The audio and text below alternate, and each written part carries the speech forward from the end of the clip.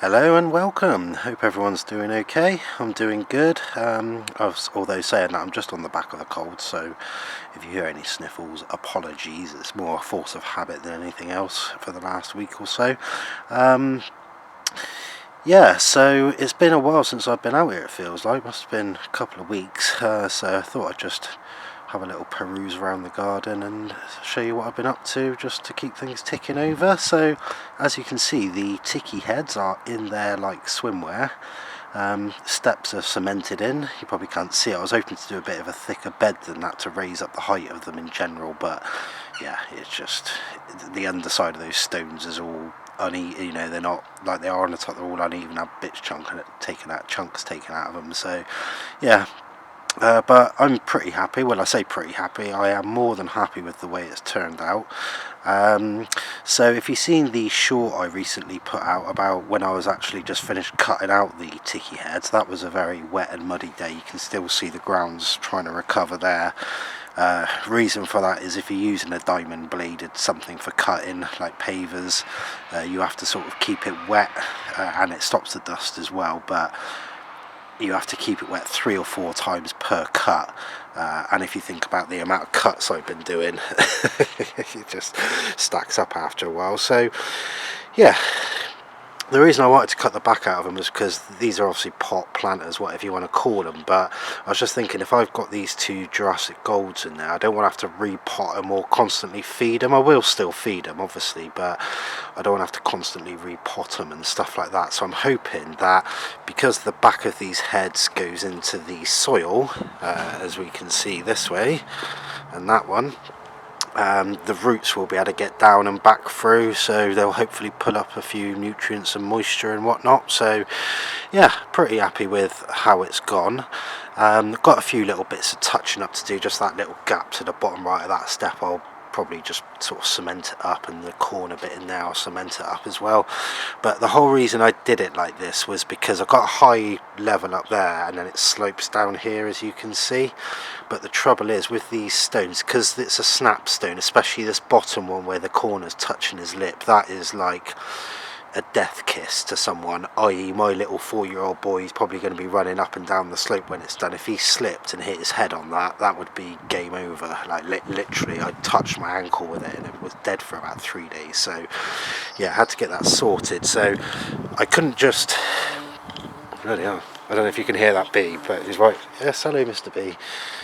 Yeah, sorry, he was a beast. But yeah, anyway, where was I? So yeah, I needed to sort of, I couldn't just come flat out the same height as that top step, because there's not a sort of wall bit here to butt it up against. It needs to go down. So the workaround I've done is, without trying to get too muddy, is his head's backed up into it, and about an inch below that dirt is the cut line, so then those roots can come down and come out the back of it. And also I'll obviously top this up again. I'm just chuck this all in there because I dug it all out, so it will look a lot better than that in the end.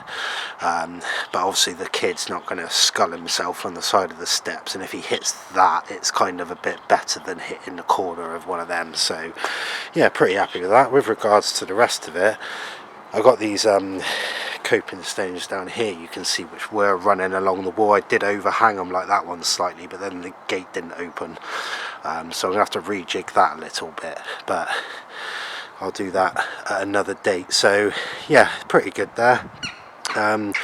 One thing I will be getting into next phase is trellising, because I want to run some climbers and things, but I've decided to take a step back and just concentrate on things I've got, because I almost bought about 3 or 4 climbers the other day, and then I thought, no, I'm not ready for them yet. So I don't know if you can hear all the birds. It's like the crows here. Just looking up in that tree, you probably won't be able to see it, but there's like 8, 9, 10, 11, 12, probably 14 or 16 crows out there. They've just decided to start laughing at me now, so yeah, fair play to them.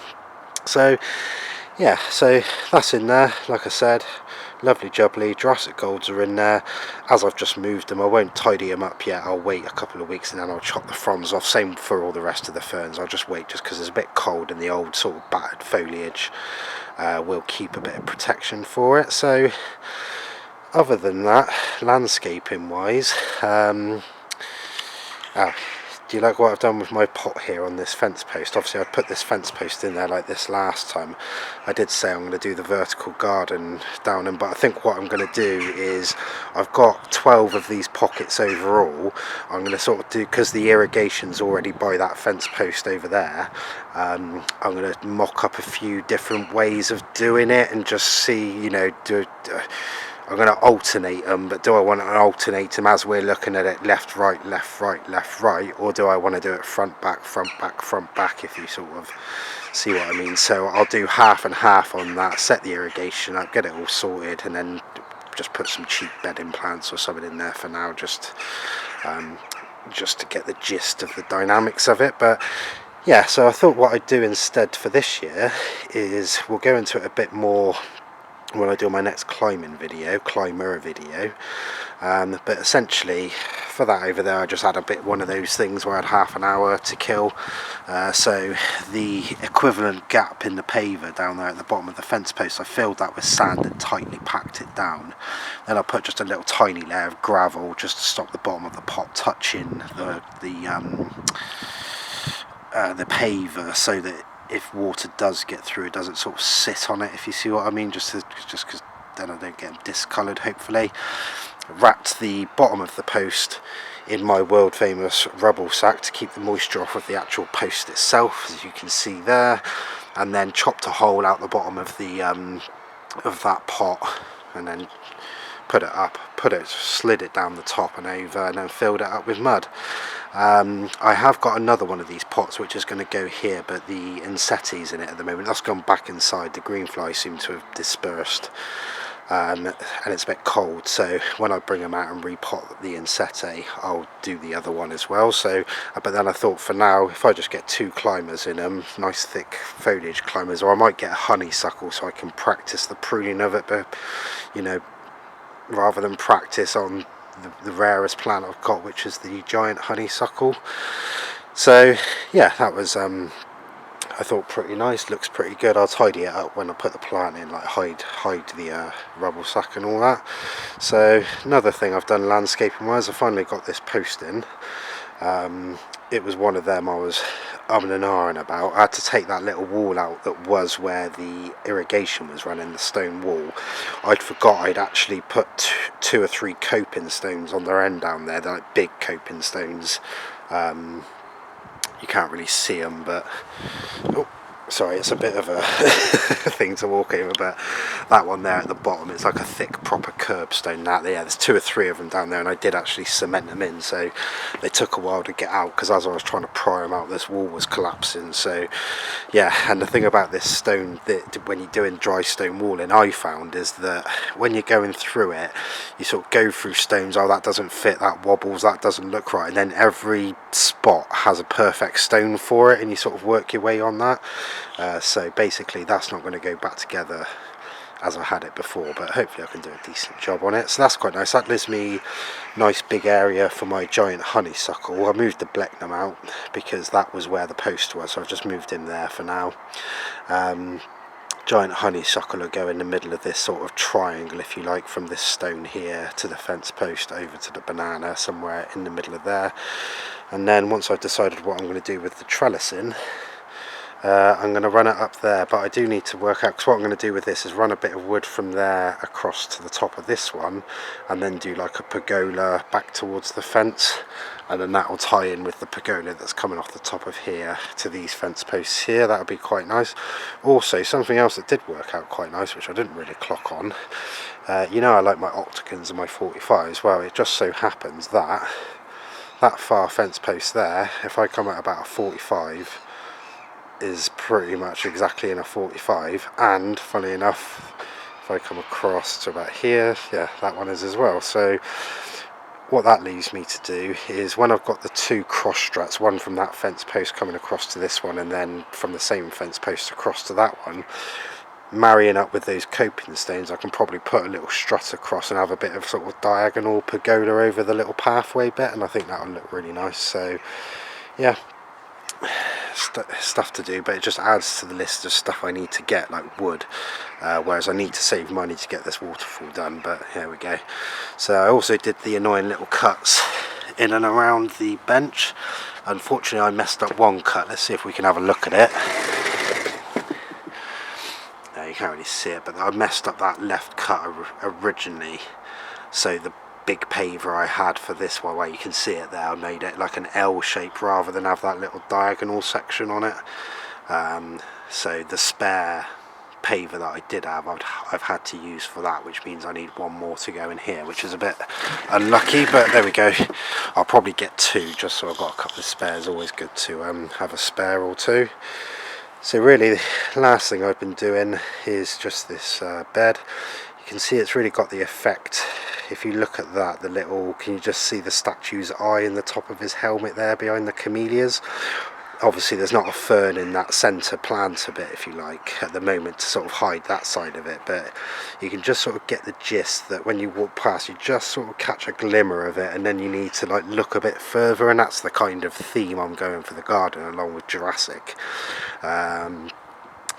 Which is why I've got so many ferns, by the way, just in case you were thinking this is like a tropical garden. I've got no plants. It's not that I don't want colour, it's just that I do want to be kind of a little bit true to the brief, if you like. And obviously when I think of Jurassic, I think of mosses, ferns and conifers.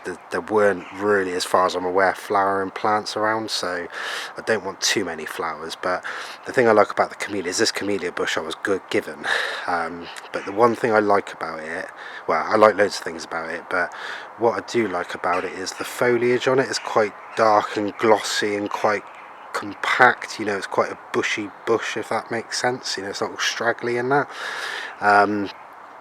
And the flowers obviously look nice as well. I've got the smaller one at the back there, you can just see, which was actually made for it. Can you just see how that branch is the perfect height, and then it cuts across the top of his helmet? So yeah, that's made to go in there, that's made to go in there. I have lost a little bit from there though. That corner over there where the pipes are going over the back feels a little bit empty, so I may get another camellia, he says, in gritted teeth. Like I said, I don't particularly want too many flowers, but I think it'll go quite nice there when you consider I've got these in there which will size up, and then where the four how should I say this, the Cat Defender 3000 is, the big Cyathea is going to go in there. The point of these is to kind of bush out, so it gives it a bit of protection in winter, the trunk of it.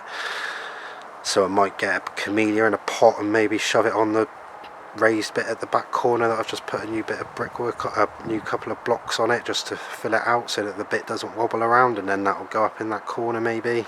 Or I could take the Aphenis out and chuck it up there, who knows. But the theme for what I'm trying to do is a kind of ready kind of theme. Over here in the middle bed, what is going to be the patio where all the rubbish is there, where the big stones are, on the patio in a pot is going to go the Inseti, which has obviously got a bit of a red to it. The Erythrosaura there in front of the banana, when the new fronds come out, that's red. And then I've got a red stroke burgundy ginger which will go the side of the banana towards the climbing frame. That sort of ties in a nice red effect. And then over here I've got another Erythrosaura which will go red. This is a Dioptrix Lepipodoba or something like that, and it's like a Jurassic Gold. The Jurassic Golds go a bit of a creamy terracotta colour when they come out. This thing's supposed to be a bit more red, so red there, light red flowers. So it all ties up. Even this Saxifraga Stylonifera, which I'm going to start looking into the plant names a little bit, because a few words keep coming up when I'm looking at plants. So this is a Saxifraga Stylonifera, and what that means, Saxifraga in Latin is stonebreaker, which is a slight worry because it's in a brick wall. So, and Stylonifera means many runners or many stolons, which is these little root things that are coming out. And you can see I've got one coming this way, one coming that way, one's already gone that way and made a little second plant going up there. There's another one there, plus I snapped a load of them, and yeah, this has got a red tinge to it as well, if you can see that, so that's quite well. This thing here is the Nephrolopis cordifolia, which is a Boston fern effectively, so I'm hoping this is going to arch out and over. I may even get a couple more of them because I quite like them. and I haven't even seen it grow yet, and I like it. So, but then again, I like all the ferns, so there we go, what can you do?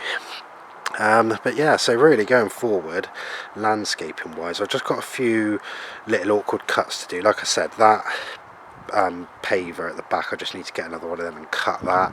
I just need to do one last cut on the little coping stone that's butting up against the Tiki Head there, because that one's not quite right. I didn't cut that one, but because it's such a slight cut, what I don't want to do is it snap all the time and me waste 4 or 5 of those coping stones trying to cut it.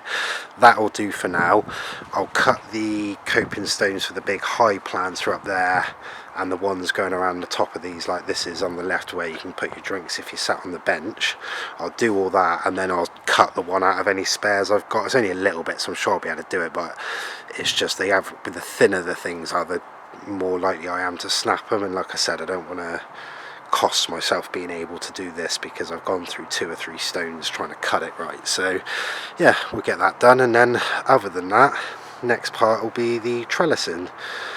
Which the bit I really need to do is for this honeysuckle. I need to get rid of that coil for the heating, but that's going to go there, so I need to get it, you know, I don't know how big that thing is going to grow. It is literally bursting out of every orifice at the moment up in that south facing window, so you know, a bit like me the night after a few beers, you might say.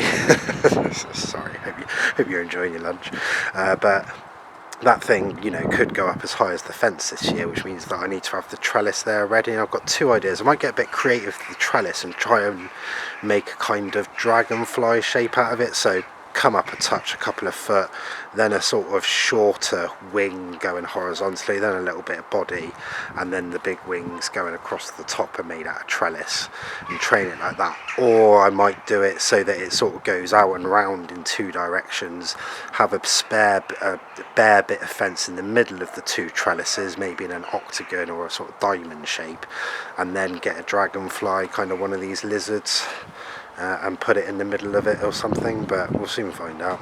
I'll have to decide on that, and it all ties in with all the other trellising, unfortunately, so yeah, we'll have to see how it goes. So yeah, anyway, hope you're doing well. Running out of time on this one. You can probably hear the winds picking up. It feels like it's about to rain, so yeah, I was going to go for a little trip around the garden, but we will save that for next time and see how things are doing with regards to living or not. That banana I think is dead all the way down to the stem, but it's not collapsed, so yeah, we'll go through that next time. But other than that, yeah, I'm pretty happy. I do that is the exact effect I was looking for. As we're looking at it now, just you can just see his eye poking through that bit in a little bit. That is perfect. That is exactly what I wanted. And like I said, the Tiki Heads are exactly what I wanted to do as well with the steps. So apart from a little bit of tidying up, yeah, we'll see what happens with them. Hopefully they won't crack in the next frost. Anyway, hope you're having a good day. See you later.